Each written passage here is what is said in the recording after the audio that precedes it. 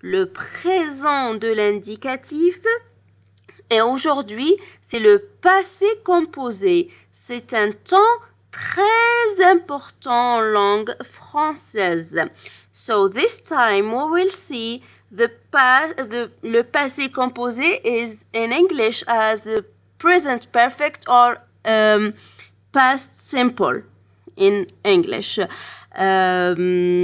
We have already seen the present simple in French and the future simple. So this time we will see this important tense and how to form this tense. Let's go.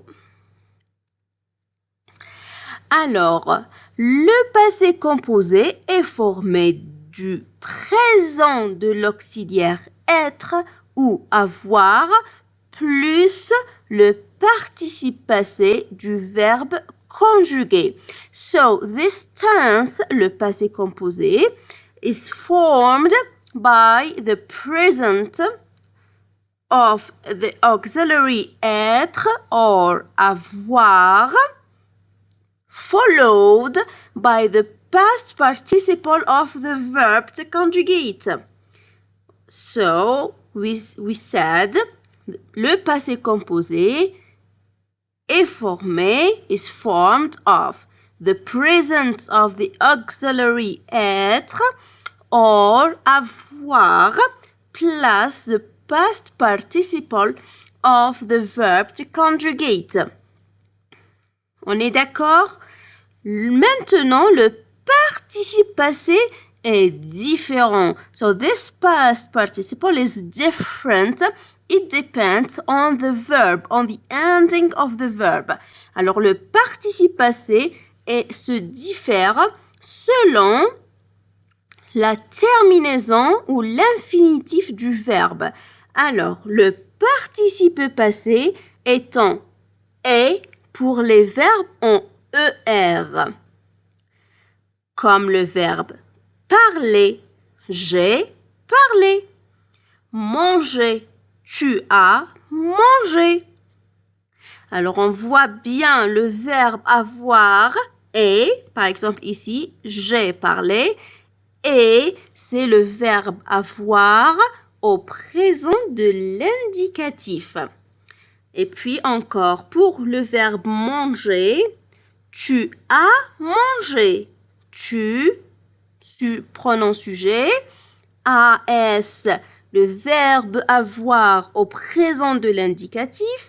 Manger, c'est le participe passé du verbe manger. So the first ending of the past participle, it may take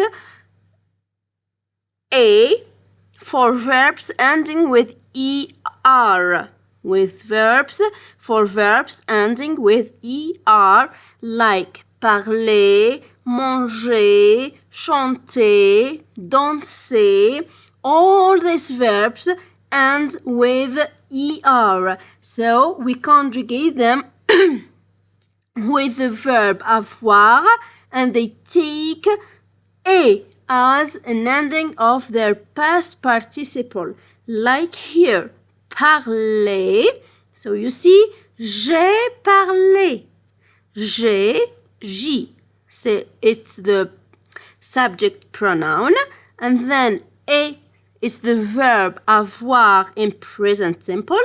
And then parler is the past participle of the verb parler. And it takes a as an ending.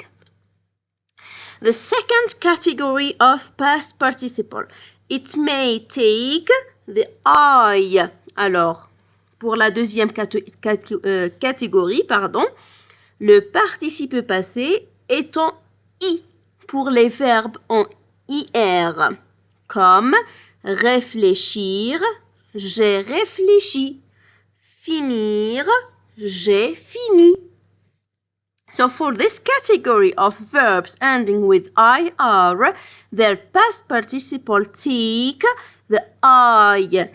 Like here, réfléchir, j'ai réfléchi. So we have the I, we have the verb avoir in the present, and then the past participle takes the I as an ending.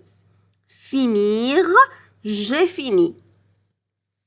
The third category. Alors, pour la troisième catégorie, le participe passé prend un U pour les verbes en OIR, OIRE, voir, et RE. Par exemple, voir, il a vu. Voyez, voir, ça a disparu et on n'a que le U. Vu. Boire, j'ai bu. Boire, ça se termine avec boire. J'ai bu. Attendre, ça se termine avec re. Elle a attendu. Okay, so for this category, for this third category, it concerns the verbs ending with OIR, OIRE, and RE. So we pronounce them war, war, et re. They take the U for this verb. Their past participle takes a U. And here are some examples. Voir, it ends with voir without e and becomes il a vu. We have always the verb avoir in the present simple followed by the past participle vu. Then we have le verbe boire, boire, O-I-R-E. So it becomes j'ai bu. It's pretty simple. Attendre, it ends with R-E. So it becomes elle a attendu. Attendu. So, like we've said, the past participle may take a, e, or u, depending of the ending of the verbs or the category of the verb. Ending with er, ending with ir, or the third one, we have different endings. Alors, on passe maintenant aux auxiliaires utilisés pour former le passé composé. Alors, le passé composé de la majorité des verbes se forme avec l'auxiliaire avoir. So, mostly we form this tense using the auxiliary avoir in the present simple. Is more than the auxiliary être. Okay? And we have for sure some verbs that with this verb we use the auxiliary être in the present simple. Alors, on a d'autres. Alors, la majorité des verbes se forment leur passé composé avec l'auxiliaire avoir, mais quand même, il y en a d'autres où on emploie le verbe, avec lesquels on emploie le verbe être ou l'auxiliaire être au présent de l'indicatif pour former le passé composé. Alors, l'auxiliaire être s'emploie avec, so this auxiliary être is used when les verbes de mouvement et d'état. So this first category of verb like naître, mourir. Naître, mourir. Je suis né en 1957, par exemple. Il est mort. Mourir, il est mort. Aller, je suis allé au cinéma. Venir, elle est venue avec ses enfants. Descendre, je suis descendu en bas. Monter, elle est montée en courant. Arriver, ils sont arrivés très tôt le matin. Elles sont parties très tard ce soir. Entrer, sortir, apparaître, devenir, passer, rester, retourner, tomber et leurs formes composées. Par exemple, revenir, redescendre, remonter, repartir, rentrer, ainsi de suite. So this was the first category of verbs which with these verbs we use the auxiliary être. Alors, we repeat them.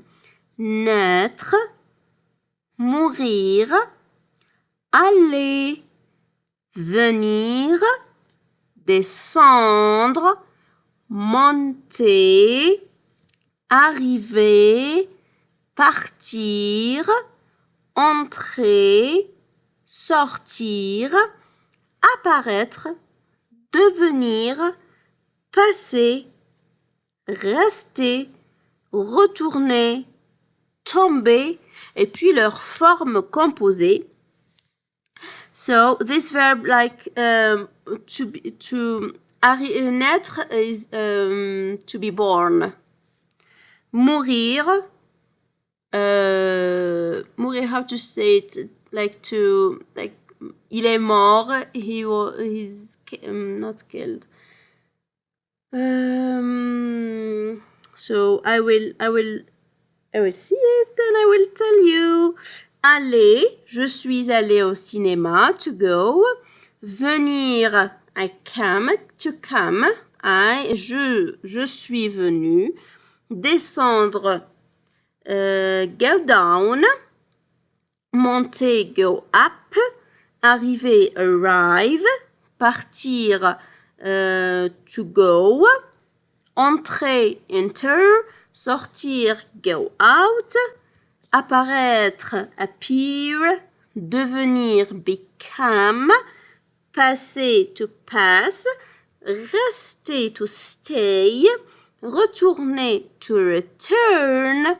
Tomber, to fall down. And their composed forms as revenir, redescendre, remonter et repartir, ainsi de suite. The second category of the verbs when we use the auxiliary être is les verbes pronominaux, pronominal verbs. Alors la deuxième catégorie avec des verbes avec lesquels on utilise l'auxiliaire être pour former le passé composé, c'est les verbes pronominaux. Les verbes pronominaux sont les verbes qui sont accompagnés avec le pronom se, le pronom réfléchi se laver, se marier, se lever, etc. Ok? So, on a dit le verbe être s'emploie avec les verbes de mouvement et d'état. Et on a des exemples, ces verbes-là, la liste des verbes est écrite ici. Et on a la deuxième catégorie, c'est les verbes pronominaux. Tous les verbes pronominaux, on forme leur passé composé avec l'auxiliaire être au présent. Alors, we just have an exception. So, to notice, it's a notice here. Les verbes descendre, monter, entrer, retourner, passer, sortir et leurs dérivés se conjuguent exceptionnellement avec l'auxiliaire avoir si ils sont construits avec un complément d'objet direct, COD. Pardon. Un complément d'objet direct. So, the general rule to choose the auxiliary être or avoir is to see if we have COD. Alors, la règle générale pour choisir quel auxiliaire on doit choisir pour former le passé composé, c'est de regarder la phrase. Si on a un complément d'objet direct, on utilise forcément l'auxiliaire avoir. We have to use the auxiliary avoir when we notice a COD, le complément d'objet direct. Le complément d'objet direct is what comes after the verb without having a preposition. It comes directly after the verb and it answers the question what. Ok? Alors, le complément d'objet direct vient tout de suite après le verbe et ça répond à la question quoi. Ok? Par exemple, ici, la première phrase. Regardez, Pauline a descendu quoi? A descendu les bouteilles à la cave. Les bouteilles, c'est un complément d'objet direct. So, in this exception, we are talking about exceptional verbs, which usually, or the general rule, these verbs are conjugated with the verb être, with the auxiliary être. But here, because they have a complement, COD, le complément d'objet direct, so we form their past simple or we form their passé composé using the auxiliary avoir. Pauline a descendu les bouteilles à la cave. Marine a passé quoi? A passé son permis de conduire. Son permis de conduire, c'est le complément d'objet direct. Alors, même avec ce verbe passé qui doit être conjugué avec l'auxiliaire être, eh bien, dans ce cas, avec un complément qui doit se conjuguer avec l'auxiliaire être, alors dans ce cas, parce qu'il a un complément d'objet direct, on doit le conjuguer avec l'auxiliaire avoir. Encore the third example. Nous avons rentré la voiture. Rentrer usually is conjugated with the auxiliary être. But here, because it has le complément d'objet direct, la voiture is the complément d'objet direct, so we conjugate it or we form its past with the auxiliary avoir. On dit, we say, nous avons rentré la voiture. Alors, comme je viens d'expliquer aussi pour le verbe monter, alors monter, normalement, on forme son passé composé aussi avec l'auxiliaire être, mais ici, il a un complément d'objet direct. J'ai monté quoi? J'ai monté tous mes bagages. Tous mes bagages, c'est un complément d'objet direct. Alors, on forme le passé composé du verbe monter ici, dans ce cas, avec l'auxiliaire avoir. La même chose pour sortir et pour retourner. J'ai sorti quoi? J'ai sorti le chien. Anna a retourné quoi? Anna a retourné la crêpe. So every time you see that we need to finish or to complete the sentence with a direct complement, so we must form the past tense with the verb or the auxiliary avoir. Okay?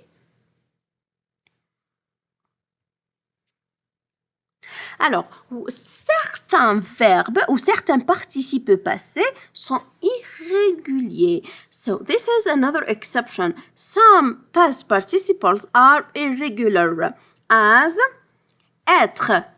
It becomes its past participle. It won't take a, I, or you.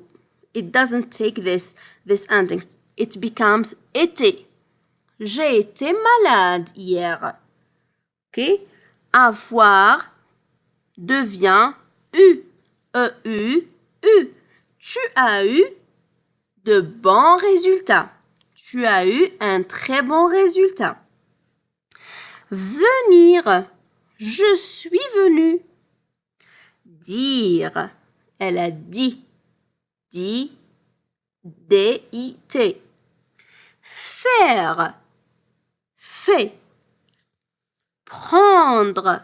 Pris. Prendre. Apprendre. Les dérivés aussi. Les dérivés du verbe prendre aussi deviennent, par exemple, appris. Apprendre, appris. Prendre, pris.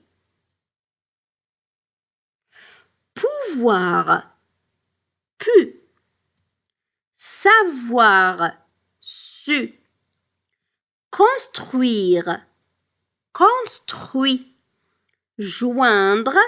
Joint. Rejoindre. Rejoint aussi. Okay, so these are some irregular past participles. Okay? And then also we have to put in mind that le participe passé des verbes conjugués avec l'auxiliaire être s'accorde en genre et en nombre avec le sujet. So here it's very important also.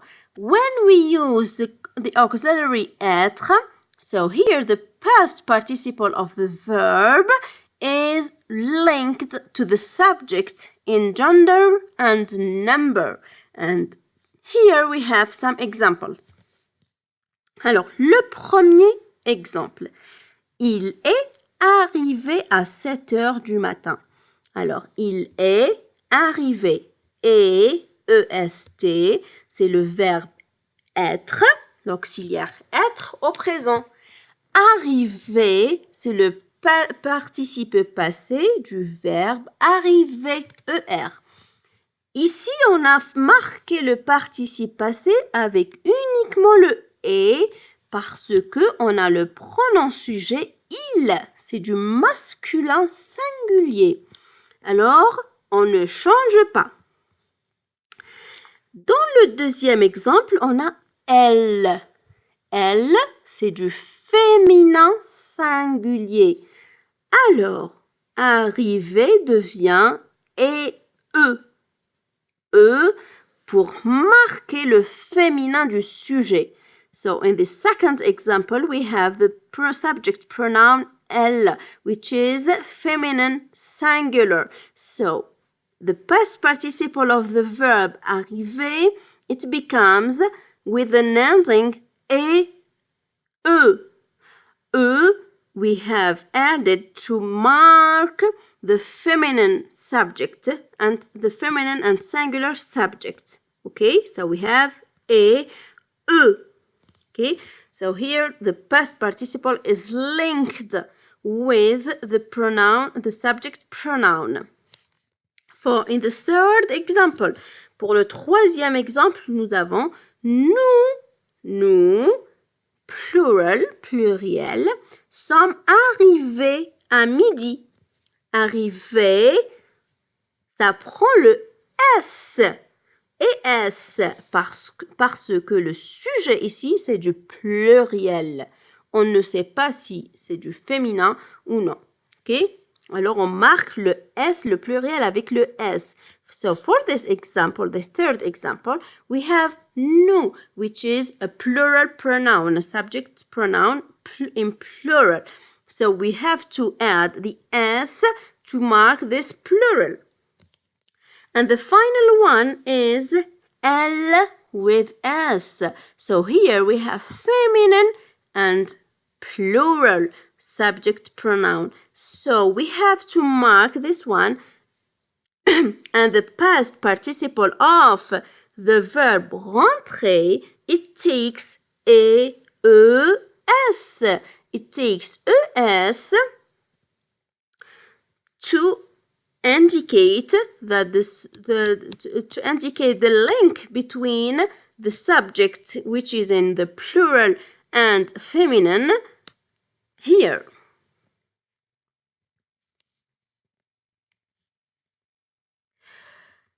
And then, quand utiliser le passé composé? Parce qu'on a plusieurs temps qui marquent ou qui indiquent le passé.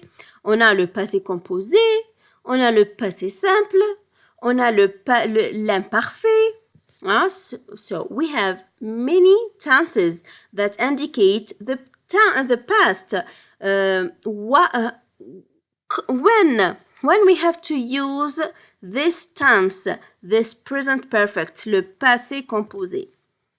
Alors, le passé composé est utilisé pour parler d'une action accomplie dans le passé. Action accomplie dans le passé means an action which is accomplished in the past. It's already done in the past. Like, ils ont fini leur travail. They have finished their work. They have finished their work. So this action is already done, accomplished in the past. So this the first case when we use le passé composé. The second one, we use it when we have, alors le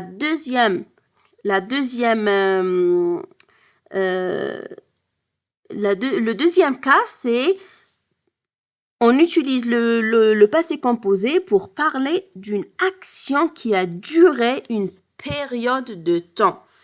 Par exemple, nous avons écrit le test toute la journée.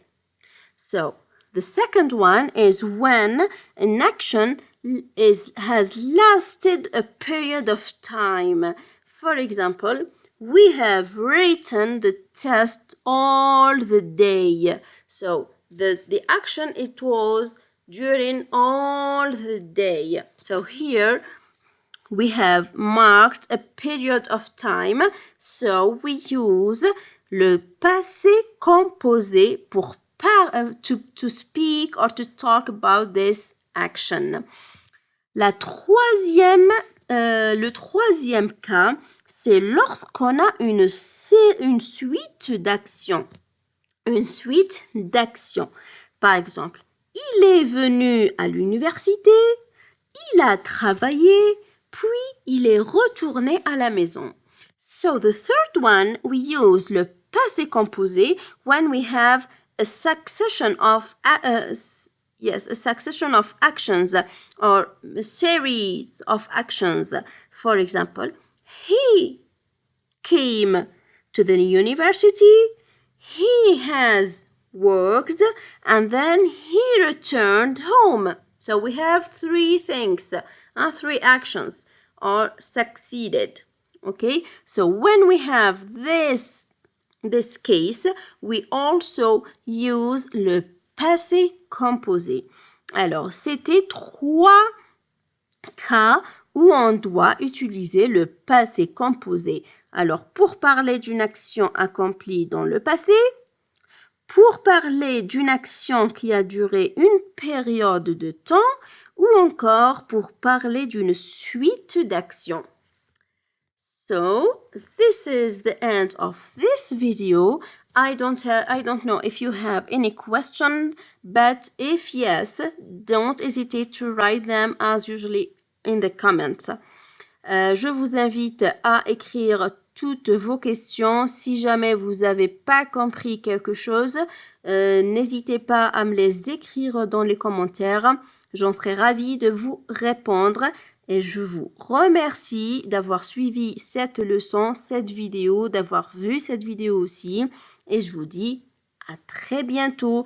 Et n'hésitez pas à m'écrire des idées ou si vous avez un problème en français, de me l'écrire dans les commentaires et j'essaierai de vous l'expliquer en détail dans une nouvelle vidéo.